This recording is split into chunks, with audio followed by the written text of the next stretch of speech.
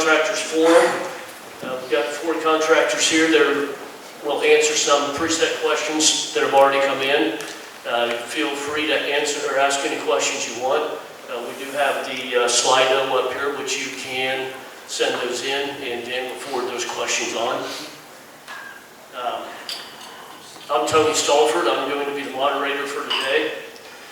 The panelists today, Jerry Curran is sitting in the second spot there. He's Vice President of J.J. Curran & Sons at Albany, New York.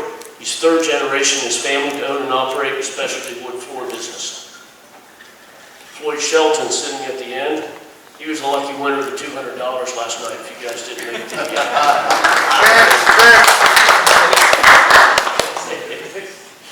Floyd's career in sports flooring business, including sales for Cincinnati Ford Company in the early 1970s, starting his own maintenance and installation company in Indiana, sales for Connor Forest Industries. He started Superior Flooring Company on the old Connor property.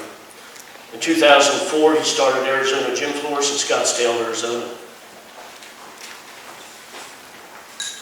Josh is 3 down from me here. Josh, in 2015, was recruited to run the wood division at Sun Country Floors and now serves the gym floor industry throughout the entire state of Arizona. And Jim Zorbas and I will be sharing this microphone. We'll be passing back and forth. He's owner and president of New England Sports Floors and Icon in Sports Surfaces. And Jim has over 18 years of experience with indoor and outdoor sports flooring.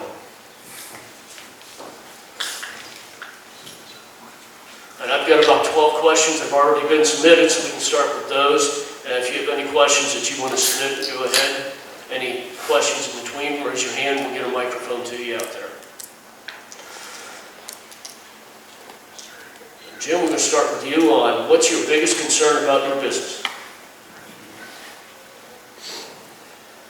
Our biggest concern is workers, employees, especially in the busy time of the year.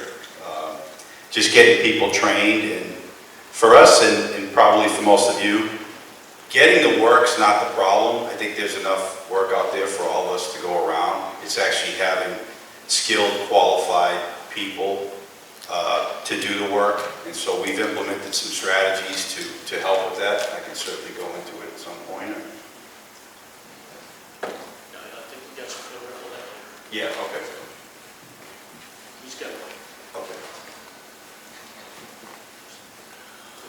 I agree 100%. One of the biggest problems is definitely labor, especially with the younger generations.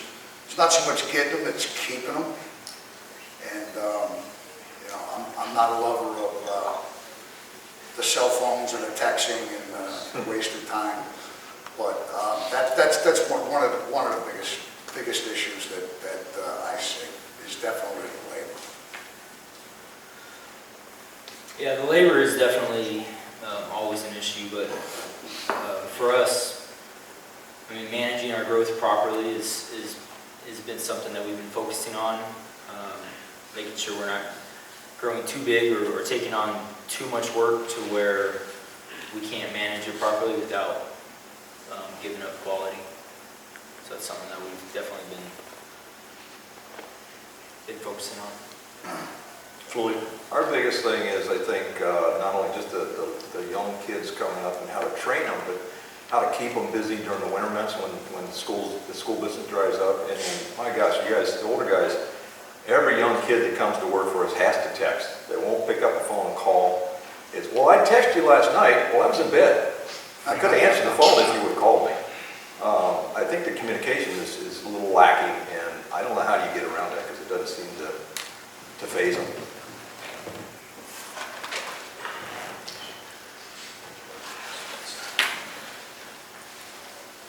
Right. What does innovation mean to you? I'm a late adopter in most things, a creature of habit, so I don't have much to offer with this question other than I would say innovation for us and how we look at it as a company is how we get customers and how we go about our sales process, which is evolved over time and is more geared towards social media and things like that. So we're innovating in-house how we attract the customer. But above and beyond that, with systems and finish, I'm a creature of habit, and I don't stray too much from our system and our formula. I got a love and hate of innovation. The love is staying on top of the new procedures and the new finishes. And we all have to contend sooner or later with the new VOC laws that are coming, even if your state doesn't have them now, believe me, it will. The other side of innovation is, when a construction manager or GC sends me every goddamn change, but via email on a job that I'm not starting for a year and a half. That's the side I hate, and I'm not an office person anyway. Like I said, some good, some bad. But if you don't stay on top of the innovation with the finishes, and some of the new equipment is really dynamite. I call it the new tool of the month club, but you have to pick and choose where you're spending your money. We love the tried and true methods. The barn subfloors that you can just put in the most utility products you can use, but innovation is staying on top of new technologies. We have about a 2,000 square foot classroom that we are constantly trying new techniques in, working with our crews and teaching them new ways to use new products, coming up with our own products that work well for us, because there's lots of claims out there for different types of stains and finishes and that don't pan out all the time. So we test those out for sure. But we love the tried and true methods. Floyd? Well, I've been from, as you can tell, old school, so we learned from the Cincinnati floor days of double lance rolling finish on, and so the T-bar method was quite a change in getting over some of the problems with that. But we're always trying something new. We're always looking at better paints, quicker drying paints, and how to keep the buffer off the paint and make sure you get it enough anchor patterns so that the finish is going to stick. I mean, we're always trying things to make things easier, quicker, faster, better. And I don't think you can ever stop doing that. And we got one from the Slido here. How do you handle graphics during bid when size and number of colors aren't disclosed before the bid date? I assume the worst, so because it usually works out that way. So I make sure I'm protected. I do try and slide in something in the proposal, in the notes saying that it excludes, center logo or neat information. Typically, you can't get away with that, but we'll try. But when necessary, we just assume the worst and put a number in there that we're protected. So if there's a center logo that says logo on the blueprints, and we don't know what that logo is, that are not available, we'll normally give an allowance and say a two-color logo. More colors are going to cost more money. And then you get back something that covers the whole main court. But that's the way it's rolling these days. But we try to put in like an allowance in. And that gives the GC a little leverage too, in that, it wasn't drawn and we didn't know what it was. So, you go back to the owner and say, well, listen, this guy put in X number of dollars, but you want double that. So sometimes it works out, sometimes it doesn't. Yeah, I think communication is the key. I mean, if we're working on a hard bid, we're not getting any communication back from the GC, and we put in our, RFI on, do you have something, PDF, I don't care if it's vector art, send me something, take a picture of the wall, or someone's business card, send it to me so I have some kind of information.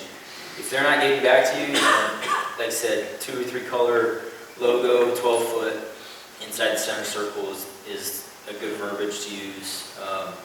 And then, you adjust your pricing accordingly there. But Most of the time, if you have a customer that you've worked with before, or a district that you worked with before, you're already having that conversation.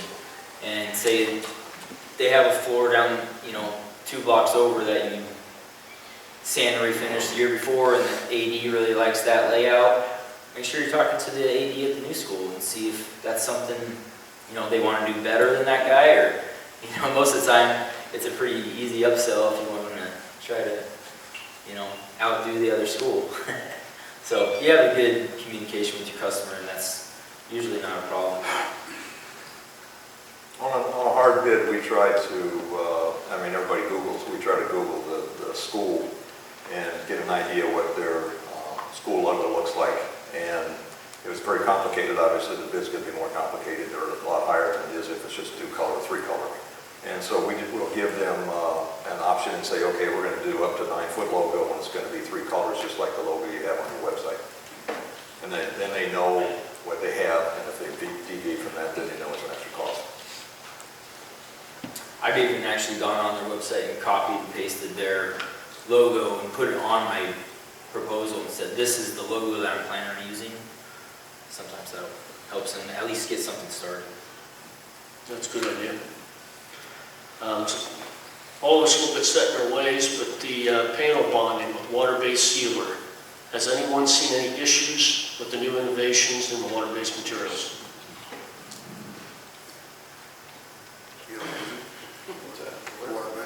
Water-based.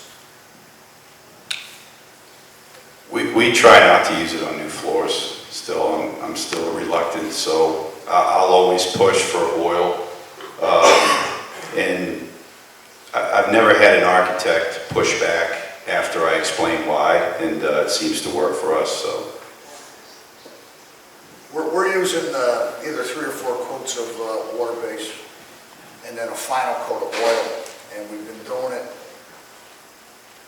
for at least 7 or 8 years, and we haven't had not one panelization call back. But we stick with one brand also, which everybody wants to talk to me later.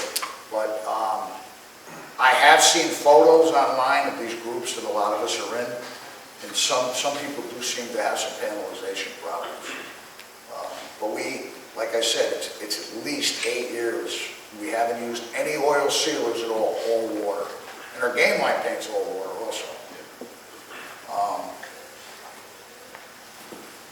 Yeah, when we're dry in our area, it's not common to have panelization. If floors under, a smaller floor under 12, 15,000 square feet, we'll put water base on it when it's new. At the customer's, request, but we communicate with that. We talk to them through it, make sure that we have good communication. Anything bigger than that, it's water-based sealer and top coat of oil. But we haven't had any issues, so I think we got a good system going. We're probably 157% oil base. We'll do water if it's an old floor, if they really, really have to, but we do oil all the time.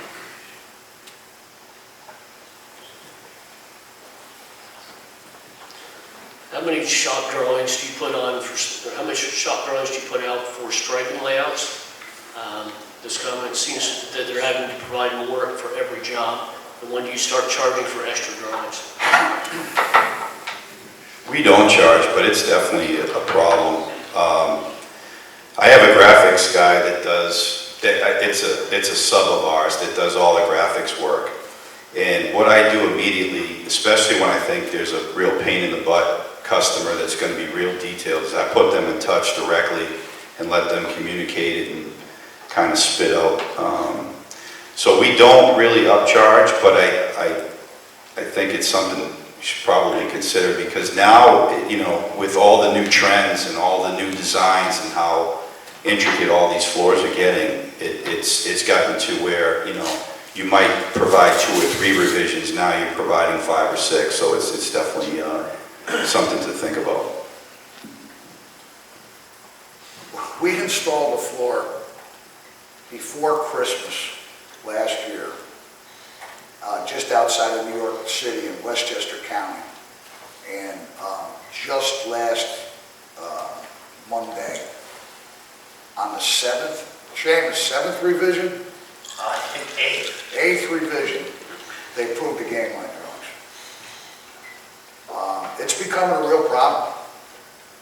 And I think the problem exists that, you know, you used to maybe deal with the athletic director, or a lot of times years ago, just the architect, and, you know, but now there's committees and there's, you know, too many cooks in the kitchen.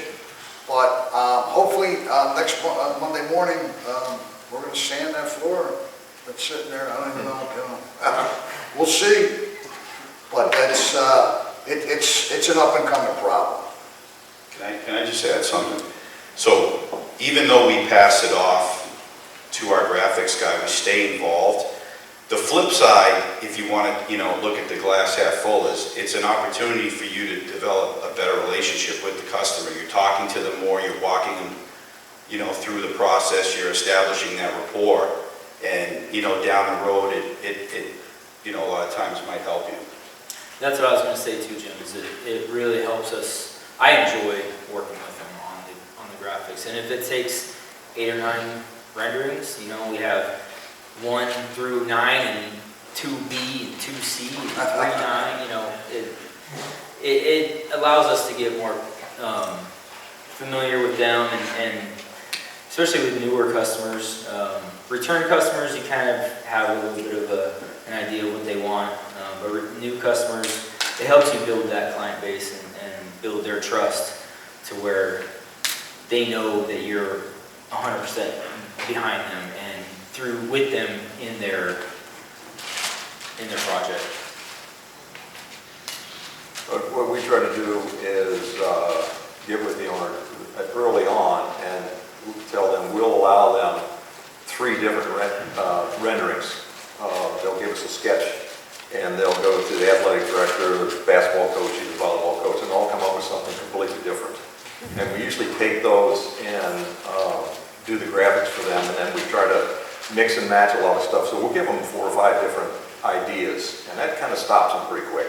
They usually don't go outside that. And, you know, if you're doing it all at the same time, it's pretty easy instead of keep going back and forth, back and forth, back and forth. So that's kind of what we do. But we don't do any more lines on the floor except for the main basketball and main volleyball, and we say all the other lines we're going to put on the floor when we're there as we're doing the floor, and it makes life a lot easier. For us, anyway. Okay. A little bit earlier on, we discussed a little bit about employees. So we're going to get back to this here. Going to combine a couple here. Describe what you look for in an exceptional employee, and what are the challenges employing people from different generations? What are the benefits of employing people from different generations? I think the number one thing that we look for an employee above everything else is caring. If you get a person that cares, to me, everything else takes care of itself. They'll learn how to do what you need them to do. They'll go above and beyond. They'll stay late when they have to. They'll take care of details. They'll communicate the right way. But caring by far to me, and it's tough to find people that care these days. And so how do you know that someone cares? It's, you know, you can see it over time. It's how they clean up the job. It's how they communicated to the customer after a long day. It's how they communicated back to you the issues that they were having on the job. So the caring piece is the first. If I get someone that cares, we can fix. We can take care of everything else. We can get them trained. We can get them doing what they need to do. If they don't care, no matter how good they are, no matter how long they've been in the industry and how much they know, you're going to have issues, in my opinion. As far as the generational gaps, it's not really a problem for us. So we try and pair up people that we think are compatible, you know, I think the texting, more so than anything, someone mentioned it earlier, is a problem. I mean, just the younger generation doesn't communicate, and we're constantly pushing our younger guys to make sure that they're communicating with the site supers coaches or the athletic directors, whoever they're dealing with. But it's a challenge. I really agree with Jim. If you don't have the passion, that when you close that gym door on that final coat, you're not very proud of yourself and your work. I mean, this is tough work, whether you're an installer or you're a finisher, you know. It can be a long day. And if you don't have that passion to really like what you do for a living, you're not gonna make it. And that's what I look for, really. Yeah, I mean, attitude, if we get somebody with a good attitude, we can teach the skill. If they're willing to communicate and be on time, you know, we can, and work hard, we can work with that. The texting, communication, I mean, I'm like in the middle of this kind of age gap where we have a divide, kind of. But I feel like I'm in the middle where I can still communicate with the new generation, with the kids just getting out of high school, and relay that into information that's useful for the rest of my team. And then also teach the younger generation to be able to communicate to where more people can receive what they're getting or what they need to say. So I think that's like pretty key for, you know, us to even be able to do is as leaders to be able to teach them how to communicate through other means. So the generational gap is tough because you have some people that just don't understand, they're not going to change, and that goes for younger and older generations. I mean, it's true. So it's really about the attitude at the end of the day on both generations, or both gaps, if they're willing to be there or not. So. Well, what we do is we'll bring a guy on and try to, we try to bring him on as inexpensively as possible to see how they're going to work out. And then we kind of get a feel for them, and then after they're with us a little bit of time, then we'll give them, we've got this personality test run by an outfit out of Texas. And it costs us $250, and after they take that test, we got a pretty good idea if this guy's going to stay or not, and what's deep down, what he has within, and if he's got any staying power. And I first learned that when I was hired by Jay's dad at Cincinnati, Florida. That's what they did when I was hired, and it's turned out to be a pretty good tool. And for $250, it's well worth it. And it really tells you exactly how this person is. There's no way that they can lie or try to circumvent the questions, because they're all asked different ways to get the same result. And if somebody's actually trying to fool you on it, they can tell pretty quickly that the person is not truthful. And it goes a long way to being able to figure out where this person's going to fit, if he's going to fit in an organization. Following up on that a little bit, is everyone involved in the hiring process? Is something you handle yourself, or you let that up to others in your office? I'm in every interview, even if it's just for laborers. I feel that, you know, no matter where you are on the totem pole, when you're on a job site, you're representing, you know, the company, and so I like to stay involved in every decision. We're a little different, we're union, so different jurisdictions, you have to pick up, you know, sometimes some people. So I'm not involved in the hiring process too much. I am involved in the firing process quite a bit. It's a whole different thing. Anybody here's worked union knows exactly what I'm talking about. Yeah, we use, I mean, it's more of a team, it's team effort definitely with us. We'll, once we get the call for a new guy, or we have a lead on somebody who might be interested in working with us, you know, it starts with me, and then it goes through our chain of command. And once we have, you know, all the supervisors on board and we agree this guy's gonna be good, either a helper or if he has experience or no experience, we start cross-training him between different crews and really get a good feel of where he's gonna fit. I think we're lucky enough to be able to have a wide variety of personalities, our crew leads, so that we can find where he's gonna fit, or she, and you know, getting in somewhere and not forcing the issue. If they don't work out, they don't work out. No harm, no foul. You know, we try to. So I'm usually involved, but a lot of times I'm not around. I'm traveling, doing out, getting, you know, selling floors. We travel all over the state of Arizona, so sometimes I'm out for a couple, 3 or 4 days at a time. So I may or may not be the first interview, but I'll be either the second or third interview. So at some point in time, they'll be in front of me and we'll get to the good questions, but not every time.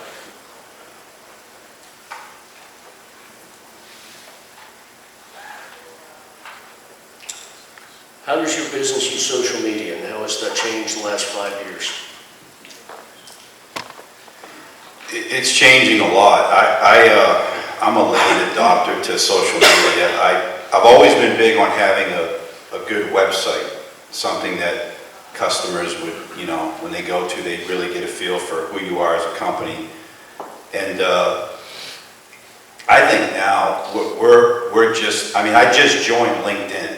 I'm real late to the game, but in the next year, I'm really making a strong push on Facebook, LinkedIn, Instagram, Twitter. I just think that in the past, I wasn't sold that facility directors, athletic directors were really going that route, but now everyone is on it. And I think that we're all doing a big disservice to our business if we don't really get out there and get aggressive. And I think there's different ways to do it. You can publicize the work that you're doing, which is one way of doing it. Also, I think that, you know, when a customer is looking for a system or a replacement, whatever it is, there's so many options out there. using that has been a great tool, linking all our social media to the website so that's easily, you know, they can find it easy. We have a younger guy, a team member on staff that enjoys working with social media, and we say go for it. So he hit the ground running and is killing it. So you gotta have somebody who's passionate about it to follow it and to stay up on it and to stay what the new trends are, follow different organizations. I mean, there's a whole science behind it. Companies pay millions of dollars a year for that kind of exposure, and it's a fine line. You know, do we need to have that kind of exposure? You know, if you have somebody who's passionate about it in your office to do it, you can do it. We're probably the worst at social media. I mean, we get the website and we have somebody to maintain it, and every now and then when we think about putting something on Facebook, the job we did, we'll do it, but that's pretty much it. And LinkedIn too, we do that, a little bit of that, but we don't aggressively go after it. I'm a little bit older than these guys, so that stuff came way after I was here. How often does your concrete RH reach 85% or less? And what are the options if it doesn't? Never. It's never at 85. I try and be right up front with the contractor, especially if it's a newer contractor that I haven't worked with, but we give them the different, so if it's 85 to 93, we can upgrade them to Stego and just give them the different levels right up front so that they know, and that's really helped. Someone mentioned communication earlier, just over communicating, especially when it comes to concrete, because I find it's our biggest challenge above everything else, game line, striping. Concrete is always the biggest problem, so over communicating right out of the chute and letting them know what their options are is big for us. You had mentioned the Stego You mentioned Stego wrap, but what about for an anchored floor? Anything different? We still use Stego even for an anchored floor, yeah. Up to 92 or 93%. The way to sell that is you're not providing a pool liner. Yeah. You're providing a vapor barrier. It's vapor, so the 8,000 holes you're putting into it are not really going to affect the performance of the. But then again, we've had to seal them before too. We did too. They have architects that most like Stego makes a Stego mastic. So your anchor pins, you can't do it with a power actuator, but if you're anchoring with a roll drive, you'll swizzle the pin and pound it in. It's a fight. Concrete is a fight from day one. Oh, yes, sir. Getting it level to our tolerances. I've had huge concrete contractors tell me that that's an impossible number to meet. Come on, it's an 8 to 10, it ain't that bad, It's not a computer floor. Robots are not running on it. But the moisture thing, once again, a lot of GCs, even the sophisticated ones, want to shove that extra money off on you. Like it's your problem, And we've also done RH and slabs that have been poured for a year and are still high. So, we definitely do not believe in any of the top coatings outside of a real epoxy. I mean, there's guys that want admix into the concrete that say that there'll be no moisture. I think they're snake oil salesmen. So, we definitely try to get away from that. Yeah, us too. We don't mess with any kind of top coat besides epoxy, and that's usually so expensive that the general contractor or the customer is like, okay, we'll wait, and we say thank you, because that's really what it is. It's a waiting game. If they're still not happy with it, we talk to our manufacturer.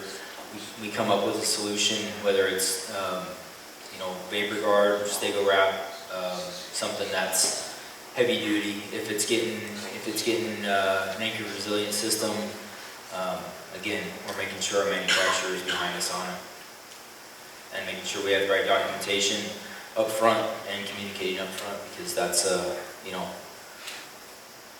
I love adding a vapor barrier to my slabs, if it's needed. I actually think we've been pretty lucky, because in all the floors that we put in, we've only run across maybe 2 or 3 that had to have any kind of leveling to it. We've always got really great slabs. We fight the moisture every now and then, but not that often. And when it comes down to it and we can't get the numbers where they need to be, I just go back to the 6-mil poly and tape it 5 or 6 times on the floor and come back a couple days, and it's either wet or it's not. It's pretty simple. So we just do as much as we can electronically, otherwise we just go back to the tried true old method with 6-mil poly. I know I'm not on the panel, but I'd like to add a little bit to that. I always like to address the concrete at the pre-installation meeting. The biggest problem we have with concrete not drying is being over-polished. I mean, if they polish it and that concrete is slick when you go in, it's not going to be dry. So when I go in, I always ask them to have a level 2 or 3 concrete, which leaves a little bit of fuzzy, even almost to a broom texture, because the more texture you have, the more open pores you have in that concrete, the faster it's going to dry. Second issue, someone down here mentioned the admixtures. Read the warranty carefully, because if you have an anchored floor system and you drill into that concrete of the floor system, you just voided the admixture warranty. Same thing with putting your RH probes in. If you put an RH probe in an admixture concrete, again, you just penetrated that, then they will void the warranty on that. So make sure before you drill into an admixture concrete, check the warranty on it. Tony? One thing the industry is trying to do is get away from the verbiage called a vapor barrier and call it a vapor retarder. In a society run by lawyers, when you say anything is a barrier, that means nothing's going through it, regardless of whether you pen through it or not. So if we can universally, as an association, and I know Tech is trying to do this exclusively, call it a vapor retarder, location is a different image. So if you have a problem and you didn't put in a vapor barrier that's below the slab, that's not my responsibility. I put in a vapor retarder above the slab. I'm just retarding vapor. I'm not stopping it. That's an excellent idea. I've never heard it called that, but I think that would be very good to put it in that way.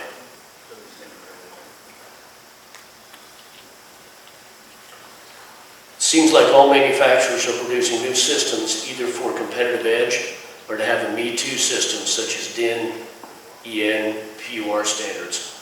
And there's even new STMs out there now, if any of you followed on those. Where do you as a contractor see the industry headed?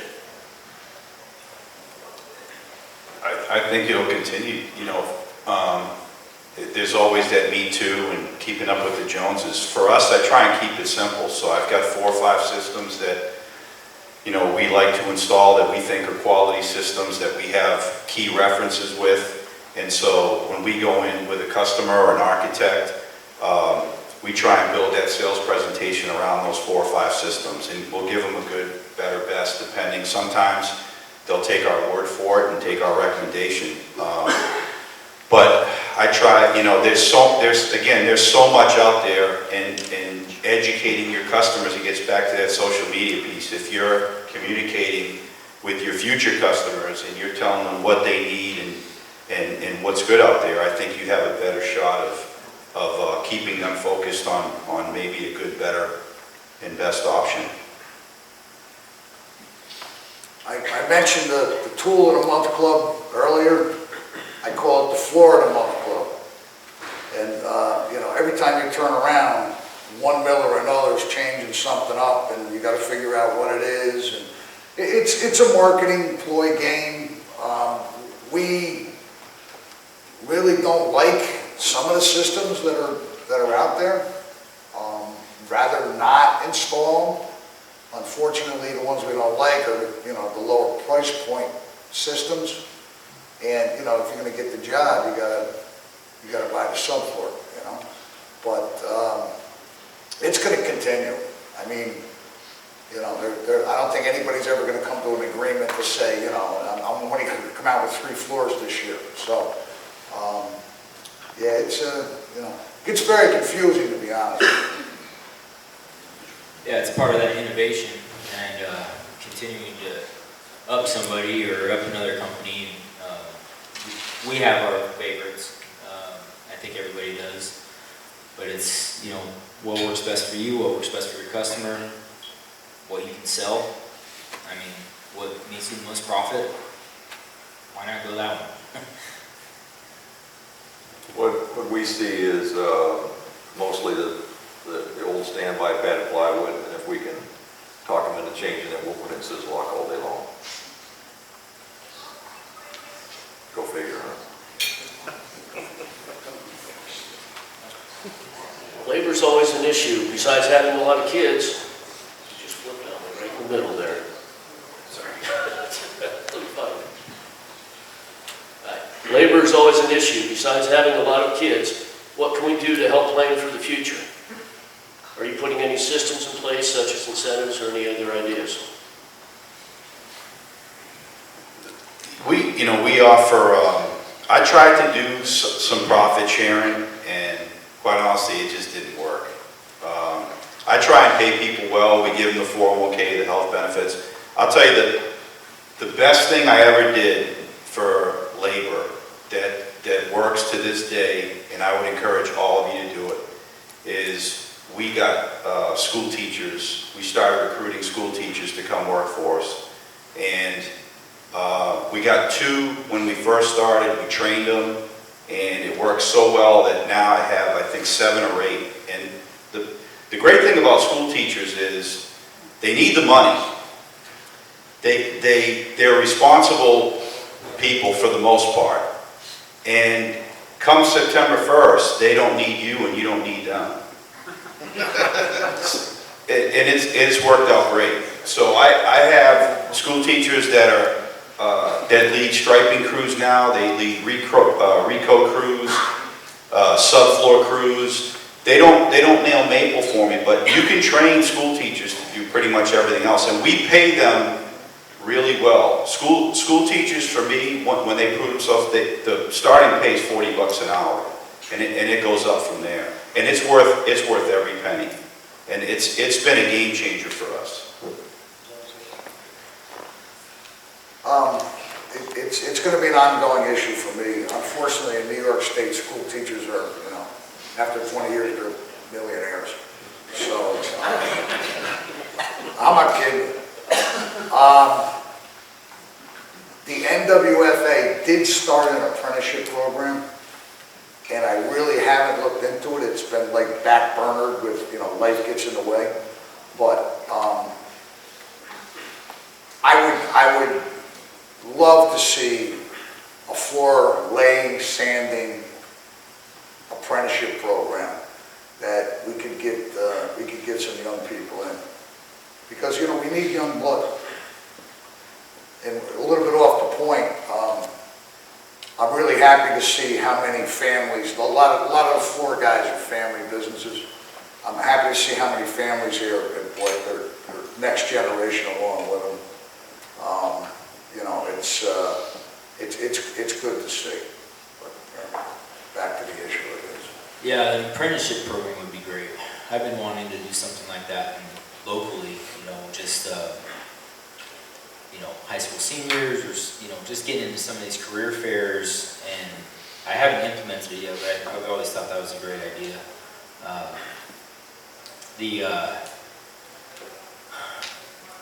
The environment of your company that you live in, for us, seems to attract quality installers. Just people who, and your installers, they're friends who need jobs, or if you have a happy installer, he's going to tell everybody he knows that he's doing good, he's making good money,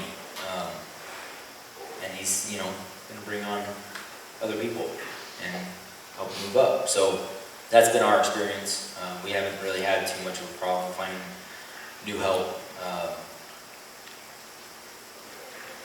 Company culture is huge for us. I've been thinking about this since I moved to South Florida. I wonder why they couldn't institute a green card program. Because when I look at all the construction, there's like 3,000 houses being built right around where I live, and there's two developments. And there's all these Mexican guys on there. I would dare say probably 85% of them are illegals.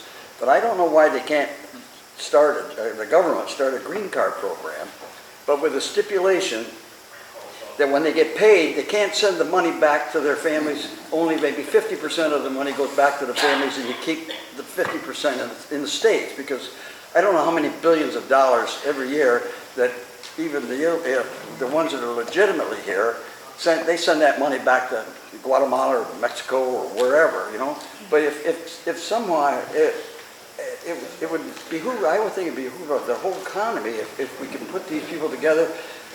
So they make great labor. I mean, they work like crazy down there, you know what I mean? But they've gotten to the point where 4 guys won't ride in one vehicle at a time because they were stopping them on 95, and they were finding out they were illegal and they were kicking their butts out, But if they could just make it so they could do it legitimately, also stipulate to keep part of most of that money here in the States and not be sending it out of the country, It's just, it'd be really great, I think. But I don't know if it'll ever happen, or I don't know how it would ever get going to that point. I know they bring farm labor in. Dan, is that something you can work on, starting green cards? I'll put it on the calendar. Yes. Just a comment on that. You said you're in Florida. If you're in Florida, they have to pass the Lunsford Act, and there's no way they're passing the Lunsford Act if they're not legal. So that's just a fact. I mean, every state has stuff now. I mean, yeah, people can falsify, communication, but this is not 10 years ago where you've got illegal on a job that big. Yeah. But they're out there, though. These guys are there. They're not on a large general construction job where you have to have a Lunsford Act, card, or you don't get on the job site. Yeah, Mike. The tech committee just approved an apprenticeship program in concept. Details are still going to be worked out, but the tech committee and the advisory council, which Tony's a part of, and he's actually the guy that hit the go button on the idea, was to to start a traveling apprenticeship program. The details of that are still a little fuzzy, but it will come to pass. I can't give you a time per se, but we're trying to fast track it as quick as we can to try to at least introduce to high school kids the fact that working with your hands doesn't make you a second-class citizen, that it's an honorable trade, and then actually have a hands-on, multi-day, you're actually going to learn how to put in sports clothes. But so we're on that. It's a lot bigger and cumbersome than you might think. Yeah, we're actually looking at two different programs there. We have the big one almost done, which is about a 4-day program for the apprenticeship program, where they'll be certified at the end of it. But from speaking with a lot of the trade schools out there, they're not going to give us 4 days. They're going to give us 2 hours for 4 days. And so we need to come up with something that's abbreviated that's going to work for a lot of the trade schools on that. Let me interject something on your comment. It's not the kids you got to convince to come to work as a trade person. It's the kids' parents you have to convince, because every kid in America now has to go to college. We actually did a study through Eastern Contractors Association, and we sent out questionnaires. I was quasi-involved in it. It was done by committee. But the answers you would get back from these parents, these kids were never going to nail a board. They were never going to put in a toilet. They were never going to wire a house. It was just, it's the parents' mindset to look down your nose. Now, we're a union contractor, okay? In New York State, if you do 2,000 hours with me, just in New York, upstate, not the city, $87,000 in a check. The best, I can't buy the health care that these guys got. They got the pension that's almost fully funded, and an annuity. I mean, and you would get that it's 5 years now, 5 years out of apprenticeship school, you're a journeyman. And you're good, you're making $80,000 a year. But you can't drive it home, no, We could do these apprentice interviews, and 40-year-old guys are showing up. It's like crazy. You don't get the young people. One program we have had a lot of success with, and this goes along with a program that you guys ran, is we have helmets to hard hats. So you're getting a 23, 24, 25-year-old guy that's not signing back up for the military. And they actually get extra points in the apprenticeship interview. So there are some of those guys available, but they get sucked up right away.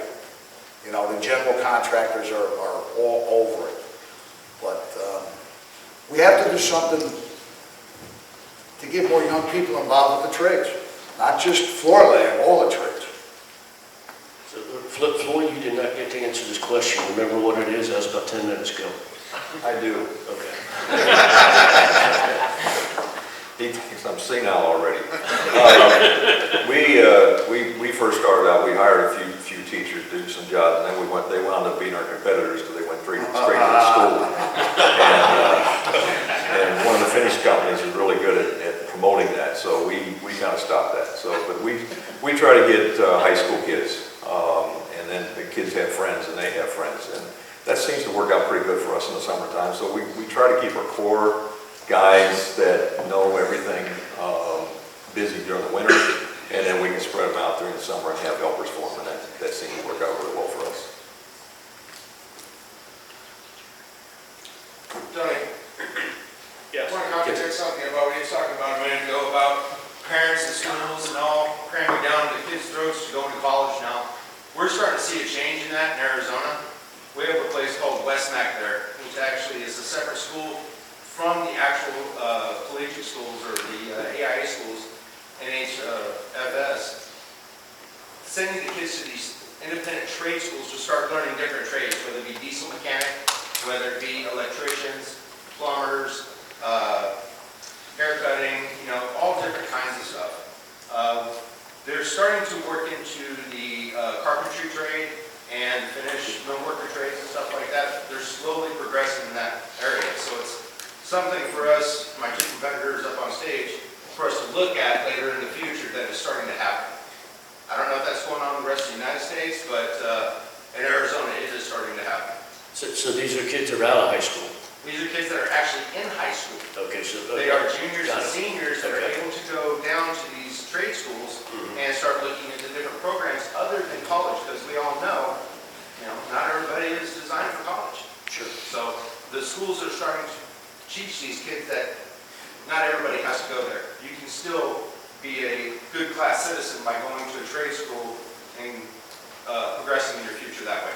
Yeah, those are some of the schools we're trying to reach through the apprenticeship program that we're developing right now through the advisory committee. All right, for generating new maintenance work, what do you feel is the best approach? Do maintenance work. New maintenance. You mean like a new customer? We do postcard mailers that have worked well for us. I'll tell you probably the best thing that has worked for us over the years is, so we have customer A in a certain area, and we'll go to him and say, hey, obviously you got to do a good job first. Say, who do you know in the area that you can introduce us to? And so we'll try and get facility directors to make calls for us and get us. So we try and attack different areas based on where we're already doing work. And that, so we'll go to these surrounding towns, if you will, and say, we're doing work in town A, B, and C. Would you consider a price from us? And that has worked really well. The postcards are hit or miss. We have had some success. But back to the social media piece is something we're really going to push a lot more to see if we can widen that footprint. So the maintenance contracts, I know some people I've talked to here don't even do it. I don't know why, but maybe lack of labor. But the beautiful thing is you're staying in contact with the school district, and they're all remodeling, rebuilding, ripping out antiquated gyms. The roofs leak, the plumbing freezes, there's water damage. So who are they going to call when, if you're doing their maintenance, they call you right away, So that's a plus. You get a lead in on all the new work. Generating new ones can be tough, but we try to sell it economically because, when a school goes to budget, the poor facility guys get hammered. So we try to show them that we can actually, you can put your labor someplace else where they can be beneficial, and I'm going to be in and out of your, 20,000 foot gymnasium in one day. It's about all the idea I have. Yeah, it's a combination for us, between making sure you know that, or the customer knows that, hey, your floor is going, when you put a new one in, your floor is going to need some maintenance work. You need to do this Rico every year. This is your budget number. They talk about it. So communicating up front usually helps. A lot of times, sometimes it comes down to being there at the right time of the year too. Boots on the ground at that school when they need you is sometimes the most effective. We haven't really tried the postcards or the mailers. We've done some email blasts before. We didn't really see much with that as far as new work goes. Yeah, and so boots on the ground is really where we make our dent. Maintenance has kind of been a mainstay, I think, for a lot of us. But we see the trend in Arizona as a lot of these chemical companies are trying to talk their maintenance staff into doing it themselves. And most of them come back after they see how hard it is and the kind of job that they do, they compare it to what we've done before. But we've lost a few, not very many, but we have. But it's just that year that you're planning on doing these floors, and all of a sudden you're not, and then you have to go back and try to fix up what the other guys messed up. So they usually come back. One response we get quite a bit is, oh, we do it in-house. And for years, we just said, oh, okay, well, if you decide that, you want to outsource it, please give us a call. So we're trying something new, and it's only been the last 6 months, and we are having some success with it. So now when we get that response, we say, well, we think we can do it cheaper for you. You can save money if you use us. And then, as Jerry pointed out, these facility people, are, as you know, are getting inundated in the summer months with so many, different things that they have to do within the school to get it ready for the start. And so we try and sell that. We'll not only do it cheaper than what it's going to cost you to do it in-house, but it's going to free up your guys to make sure that they get everything else done. So we did just a simple cost analysis based on 10,000 feet. We called the facility director that we do a lot of work with, and we said, hey, how much do you guys make? And so we just made some assumptions, and we just did a basic, comparison, what it would cost for us to come in and do it, and how much time it would take, and how much time it would take in-house maintenance folks to do it, and how much it would cost. And we're trying to sell against that, and also save them money. There was a question that came in here, and I think it was, Jerry, this is for you. I think it came in probably before Floyd was talking about teachers. But he wants to know, how do you find school teachers in any particular type of advertising? Jerry. That wasn't me, you got the teacher. That was Steve. It's all right. My wife's a school teacher, so it started with two guys that worked at a school, but it spread fast. So we love teacher-coach combination, teacher coaches, because they bring us business too. So we pay them, like I said, we pay them really well, and it was quite honestly, holy shit, I'm making $50 an hour. He's telling his colleagues, and so we get calls now for guys looking for work, and it's worked really well.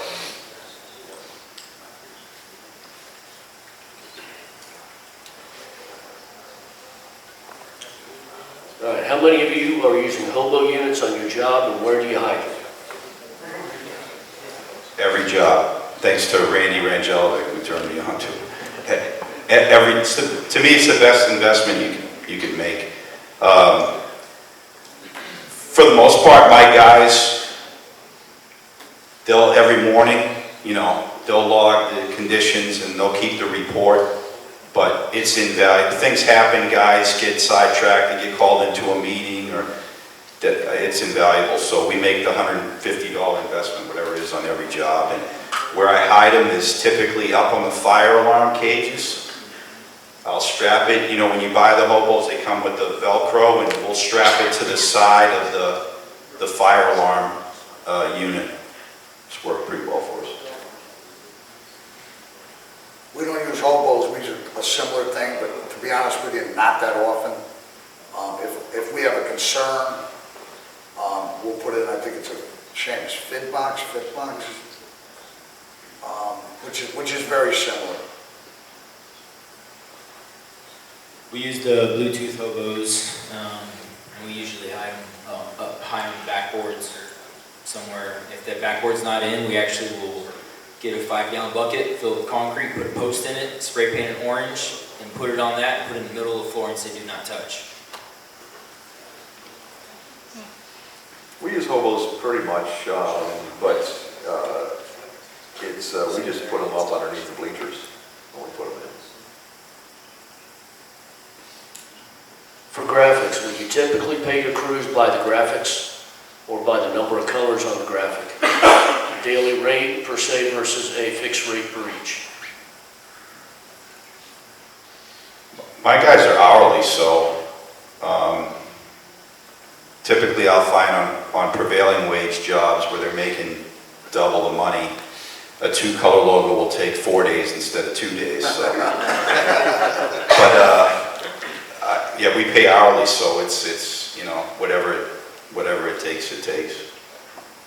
Yeah, we are also hourly. We pay per piece. And it sometimes depends. I mean, if there's airbrushing, then a lot of times I'm involved, and so, you know, I'm just trying to get the job done, make it look right. If it's something easy, then they can usually take care of it themselves and they get the piece work. We just do hourly. Do many of you use non-competes, and do you have any problems with employees becoming competitors? I've never used a non-compete, but it's, you know, I think the better your guys are, the more you risk them going out on their own. It's not, I've had it happen, I think we probably all have, but you just try and control what you can control and not worry about, you know, the competition. Unless you're prepared to spend a bunch of money with an attorney to enforce the do not compete, it's pretty much useless. The only time we really did it is when we hired salesmen, which I'm very happy to say we do not have one right this minute. We don't use a non-compete or non-compete. We treat our installers the way we want to be treated, so I've never had anybody try to go out on me and either go to a competitor and, you know, steal stuff, or, you know, open their own company. Like, it's never happened with us, so. We only tried it once. This is a fellow that took the test and he didn't do very well at all. Unfortunately, the test actually showed that on a scale of 1 to 10, he didn't trust people 987%. And so we stuck our neck out and tried to give him a chance, and he actually was not bad installer. He came from someplace else, and it was a disaster. He left anyway. I mean, we knew what he was going to, but we thought we'd try to tie him in long enough that we could show him the different way to do it instead of just messing up on every job, but it just never worked out. How many of you have issues bonding Petcoat base, and what's the alternative to their adhesive? Yeah, you have to let the adhesive set up. I think that's the biggest problem. If you let it set up for, I think it's five minutes or so, you have a much better chance of getting it to stick. But yeah, it's a problem. We've tried screwing it at times too. A lot of architects won't allow us to, but it's an issue for sure. It seems to have mellowed out for us in that the big change was when, you know, California and crazy wacky states like my own, New York, adopt these VOC things, that the companies making the adhesives comply to the two wackos, and then you guys all have trouble. So when they first went to water-based adhesive, okay, low VOC, whatever, it was a nightmare.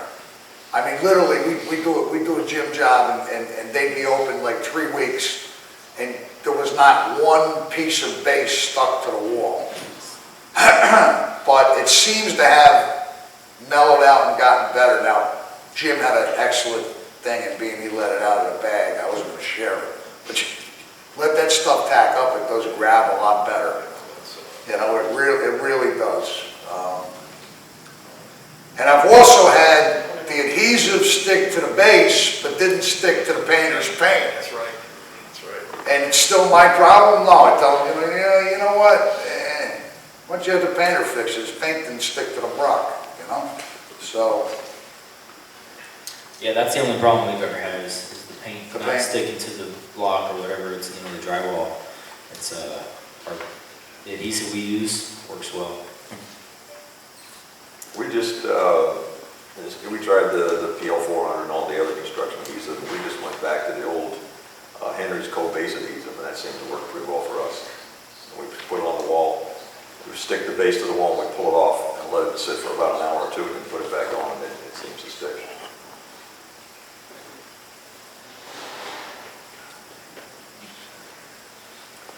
Dan, how we doing on time? We can take a few more questions if you want.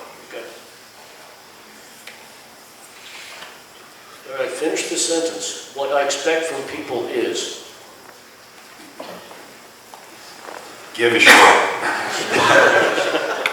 Just care. Just care about the job and communicate. So many times on our jobs, so let me back up. We try and tell the site super, the athletic director, whoever's running the job, look, don't communicate with the guys on site. If you have questions, call the office, right? You guys know.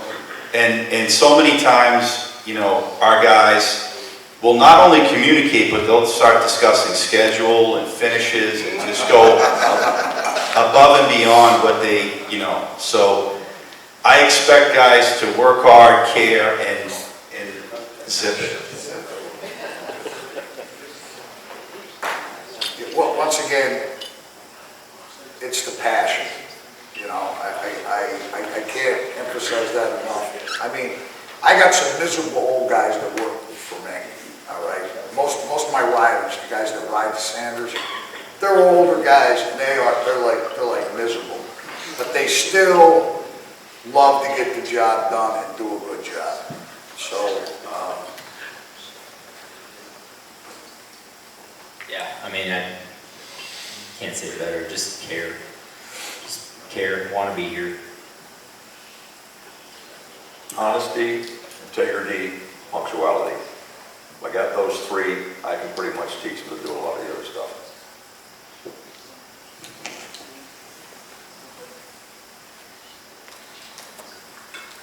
What do you least enjoy about running your business? Customers and employees. Craig, where are you? Is Craig here? Did he leave? Block your ears. Architects.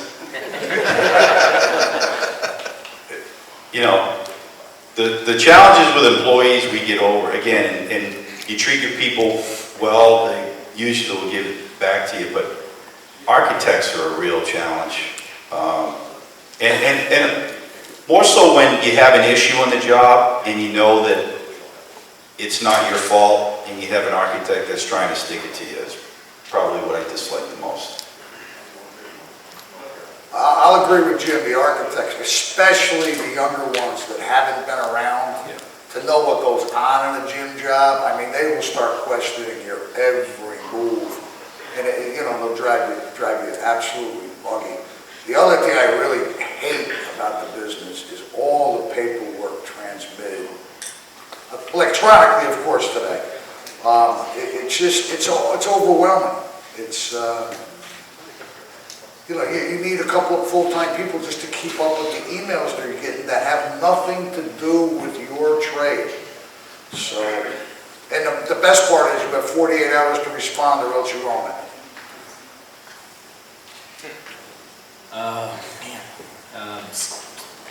Keeping up with changing schedules. You know, I mean, most of the time you get a screen and recoat schedule that can be pretty solid through the summer, you know that. But a new install, you know, you're at the disposal of changes, of concrete curing, building, environment. Like, there's so many different aspects that go into an install that you have no control over. Trying to manage that with your normal, especially if it's a big job and you know it's going in the summer and you see it, it's supposed to start in April and all of a sudden it's June and you're barely getting in there. You know, you're looking at pulling in a whole new crew for it or scrambling. That's my hardest thing to deal with. That's pretty much the same with us, but the other challenge is they give you a schedule up front and it's supposed to be 4 weeks, and now they're at the end of the job and they got to be finished July 1, and now it's June 15th and you got 15 days to do your job. And they expect you to be done. Yeah, they expect you to be done, and that's a hassle. All right, thanks guys.